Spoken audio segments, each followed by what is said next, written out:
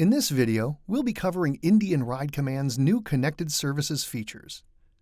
Let's look at the enhanced destination search. Click Navigation button. Go ahead and type in the address of the destination you wish to ride to. The system will start predicting your search and autofill with suggestions. This allows for faster destination searches, similar to your smartphone. To see a longer list of search suggestions, click on the ellipses to the right. Next, let's look at the real-time map overlays. On the navigation page, click the tab in the bottom center of the screen. Click on Map Layers. From here you can view the available map layers. Traffic overlay is on by default, while weather overlay is off by default.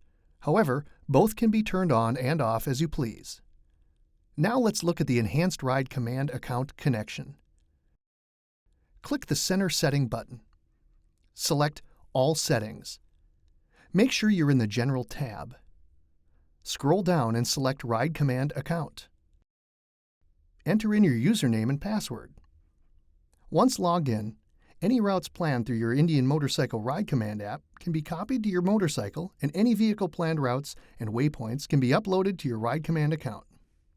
If autocopy is turned off, you can still push rides manually from your account to your bike or vice versa by going to the navigation menu, clicking the tab at the bottom center of the screen, click Import/Export, click Copy to from Ride Command.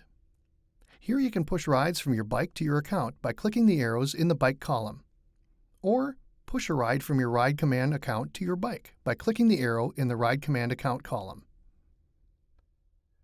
To check on the status of your connected services, go to ridecommand.indianmotorcycle.com on your computer or mobile device. Thanks for watching. Check out the Indian Motorcycle YouTube channel or indianridecommand.com for more how-to videos.